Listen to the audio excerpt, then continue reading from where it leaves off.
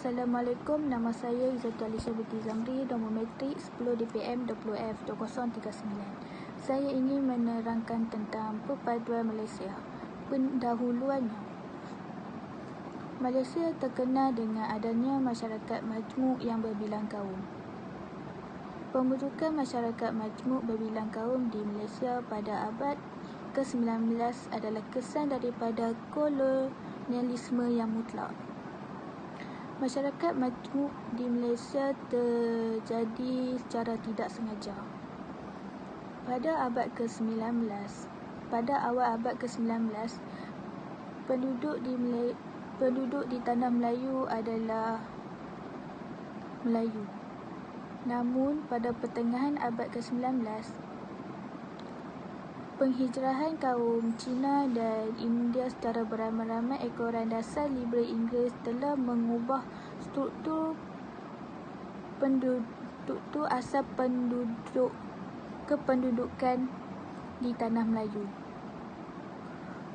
Masyarakat majmuk terdiri dari pelbagai kategori, iaitu dari pola pendapatan, cara hidup, pendidikan dan pekerjaan. Kaum utama yang duduk di Malaysia iaitu kaum Melayu, Cina, India dan pelbagai etnik yang lain.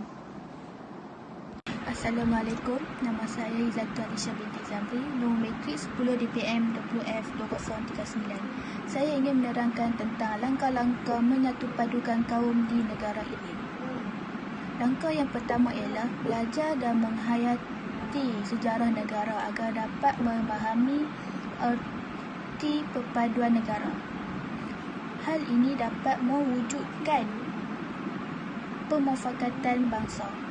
Sebagai contoh, Kementerian Pelajaran Malaysia telah mewajibkan pelajar-pelajar untuk lulus dalam mata pelajaran sejarah di peringkat SPM. Hal ini dapat menyedari pelajar-pelajar bangsa tentang kesan akibatnya kurangnya perpaduan kaum dalam kalangan masyarakat. Sebagai contoh, dasar pemerintah yang dilakukan semasa penjajahan British telah menukarkan usaha menyatupadukan kaum menjelang kemerdekaan negara. Sebagai kesimpulannya, sebagai seorang pelajar, kita perlulah mengenali tentang sejarah tanah air kita agar dapat menyemai semangat perpaduan kaum di dalam diri kita sendiri. Langkah seterusnya ialah rakyat Malaysia hendaklah menghindari daripada sebarang tindakan yang mencetuskan provokasi kaum. Tindakan-tindakan yang membangkitkan isu perkauman yang dapat mengakibatkan pertelingkuhan antara kaum. Sebagai contoh, rakyat Malaysia yang telah melanjutkan pelajaran ke Taiwan telah membuat api kemarahan terhadap rakyat Malaysia kerana beliau telah mengubah lagu negaraku kepada lagu rap. Hal ini telah berbaur unsur-unsur sensitif terhadap perlembagaan negara dan pentadbiran negara.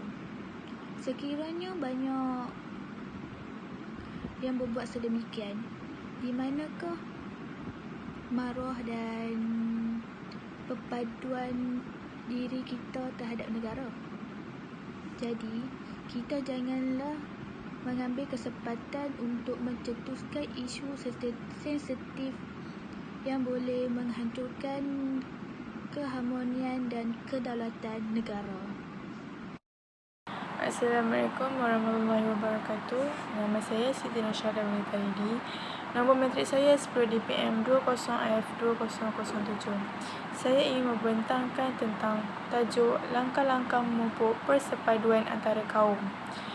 Langkah-langkah memupuk persepaduan antara kaum adalah rakyat haruslah bergaul dan persefahaman antara satu sama lain. Ibu bapa adalah peranan penting bagi anak-anak untuk menerapkan nilai-nilai murni persefahaman dari sejak mereka kecil lagi. Sebagai contoh, menggalakkan mereka berkunjung ke rumah-rumah jiran dan berkomunikasi dengan jiran-jiran yang berbilang bangsa. Sebagai contoh, mengajak mereka ke rumah-rumah jiran seperti waktu hari perayaan, iaitu perayaan Deepavali, perayaan Tahun Baru Cina, perayaan Aidilfitri. Dari segi itu juga, mereka boleh menarik minat tentang perkauman antara satu sama lain. Jadi mereka bila budak-budak kecil ini, kanak-kanak kecil ni, mereka boleh bergaul dengan sesiapa saja kerana mereka mudah untuk berkawan dengan sesiapa sahaja. Malah juga mereka, ibu bapa boleh bergaul dengan anak-anak dengan pelbagai bahasa supaya mereka dapat berkomunikasi dengan rakan yang berlainan bangsa lebih mudahlah untuk dapat mereka memahami. Contohnya macam bercakap dengan orang Cina ke orang India ke, yang boleh berkomunikasi dengan percakapan yang baik begitu. Jadi kesimpulannya adalah kita sebagai ibu bapa ataupun rakyat Malaysia mestilah menerapkan nilai-nilai perpaduan dan permufakatan. Hendaklah menerapkan jiwa anak-anak kecil ini dengan sejak awal lagi supaya mereka ini dapat berkembang dengan lebih lagi dan dapat memudahkan mereka untuk berkomunikasi dengan orang-orang lain. Selain itu, langkah yang boleh menyatu padukan antara kaum adalah institusi pendidikan perlulah bertanggungjawab untuk menerapkan semangat perpaduan dalam kalangan pelajar berbilang kaum.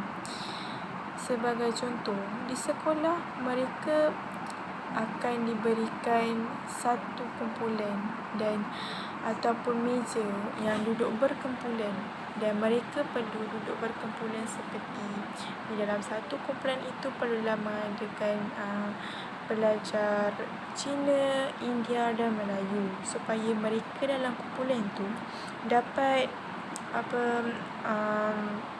berkomunikasi antara satu sama lain.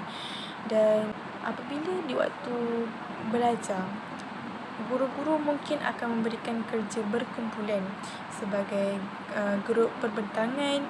Tak kiralah subjek apa pun, mesti akan ada pembentangan. Guru mestilah memberikan tugasan kepada pelajar, dan dalam tugasan itu juga mungkin guru-guru akan memberikan kepada pelajar untuk berkumpulan dengan berbilang kaum. Jadi mereka dari situ apabila mereka ingin buat pembentangan, dan mereka boleh berbincang satu sama lain, memberi pendapat, memberi idea, mengeluarkan idea-idea yang mereka ada, dan boleh mereka berkumpulan apabila semasa pembentangan maupun sebelum pembentangan. Jadinya dengan cara ini juga mereka boleh lebih merapatkan hubungan mereka dengan kaum-kaum lain. Jadi kalau macam di dalam kelas itu, kedudukan mereka juga mungkin boleh akan diberikan duduk dengan berbilang-bilang kaum. Malah boleh memberikan mereka rasa macam lebih mendekat dengan kaum-kaum lain. Contohnya guru tidak boleh mencetuskan isu-isu sensitif. Misalnya macam dengan mengagung-agungkan warisan sendiri. Contohnya macam dengan mengejek kaum-kaum lain, itu tak boleh. Kerana murid-murid ini akan macam terpesong ke arah negatif, supaya macam mereka akan rasa tidak rasa senang lah apabila bila guru berkata begitu. Jadi kesimpulan dari langkah yang saya berikan ini adalah pelajar dan guru-guru sentiasa dan perlu bekerjasama antara satu sama lain. Jadi nak dikatakan dalam situasi, dalam langkah-langkah ini perlulah bekerjasamalah dengan kaum-kaum lain. Sekian, terima kasih. Assalamualaikum, nama saya Nur Syazwana Alia binti Rusmail. Nombor matrik saya 10 DPM 20F 2051. Nama saya Nurul Ashikin binti Mat Desa. Nombor matrik 10 DPM 20F 2037. Hendak daun diberi daun, dalam daun ada bidara. Mada indah, bersulam pantun, bismillah diucap, pembuka bicara. Soalan bagi tajuk kami ialah, bagaimanakah bahasa Melayu boleh dijadikan sebagai bahasa perpaduan antara kaum? Pengenalannya, negara Malaysia mempunyai berbagai-bagai latar belakang etniknya yang sudah pasti membawa kepada bahasa dan budaya yang berbeza. Oleh itu, keperluan untuk hidup bersatu padu dan membentuk identiti negara bangsa menjadi agenda utama negara. Bahasa Melayu merupakan bahasa kebangsaan negara Malaysia. Semua sekolah mewajibkan subjek bahasa Melayu sebagai subjek asas. KPM telah menetapkan kelulusan sijil pelajaran Malaysia bergantung kepada subjek bahasa Melayu sejak tahun 2013. Bahasa Melayu dapat dijadikan sebagai alat penyatu paduan antara kaum. Bahasa Melayu menjadi wahana yang berkesan untuk berkomunikasi dengan pelbagai kumpulan etnik dan masyarakat pelbagai dialek atau bahasa. Seterusnya, bahasa Melayu dapat digunakan secara meluas dalam bidang perdagangan dan hubungan diplomatik. Kedua, dalam kitab sejarah Melayu menyebutkan bagaimana para pedagang bertungkus lumus mempelajari bahasa Melayu dan menguasainya bagi memudahkan mereka berurusan dengan pemimpin dan masyarakat setempat yang sudah lama menggunakan bahasa itu. Penutup bagi soalan ini ialah keistimewaan yang dimiliki oleh bahasa Melayu sebagai bahasa lingua franca membolehkan ditutur oleh semua kaum dan melayakkannya mewakili seluruh etnik Malaysia. Perpaduan kaum yang sedia terjalin antara kaum di negara ini perlu diperkukuh untuk memastikan suasana negara yang aman, makmur, selesa dan harmoni dapat dipertahankan.